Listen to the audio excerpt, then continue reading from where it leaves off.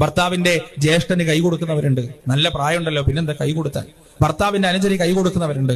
ഉമ്മാന്റെ ജ്യേഷ്ഠത്തിന്റെ മക്കൾക്ക് ഷെയ്ക്കാൻഡ് കൊടുക്കുന്നവരുണ്ട്. അനുജത്തിയുടെ മക്കൾക്ക് അവിടെയൊക്കെ പിന്നിൽ സ്കൂട്ടറിലും ബൈക്കിലൊക്കെ ഇരുന്ന് പോകുന്നവരുണ്ട്. തനിച്ച ഹറാം. നമ്മൾ തീരുമാനിക്കാണ് ഇതൊക്കെ ശരിയാണ്, ഇതൊന്നും തെറ്റല്ല. ആരാണ് നമുക്കതിൽ അധികാരം തന്നത്? ശറഅാണ്. അഹ്കാമുകളാണ്. എനിക്ക് അവൻ എന്റെ സ്വന്തം ആങ്ങളെ പോലെയാണ് എന്ന് പറഞ്ഞതുകൊണ്ടായില്ല. അള്ളാഹു അല്ല എന്ന് പറഞ്ഞാൽ അതല്ല, അതാണ് അതിന്റെ ശരി. നമുക്ക് തോന്നുന്നതാണത്. ജീവിതത്തിൽ പല സന്ദർഭങ്ങളും ഒത്തുവന്നാൽ വേണ്ടാധീനങ്ങൾ സംഭവിക്കുന്ന കാര്യത്തിൽ യാതൊരു സംശയവുമില്ല. അതുകൊണ്ട് ഇസ്ലാം പറഞ്ഞ ഡിസ്റ്റൻസുകൾ കൃത്യമായി പാലിച്ചേ പറ്റുകയുള്ളൂ. കൃത്യമായി പാലിക്കണം. ഭർത്താവിന്റെ അനുജന്റെ കൂടെ ബൈക്കിൽ കയറി പോകാൻ ഒരിക്കലും പാടില്ല, ഹറാമാണ്.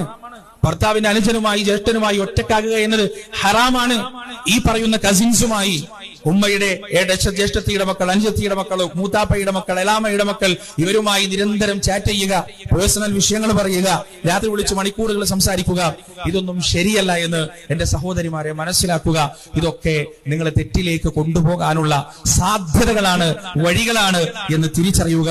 ഇത്തരം വൃത്തികേടുകളിൽ നിന്ന് വൃത്തികേടിലേക്ക് പോകാനുള്ള സാഹചര്യത്തിൽ നിന്ന് പൂർണ്ണമായും മാറി നിൽക്കുക. ഇതിനൊക്കെ ഈ പറയുന്ന 4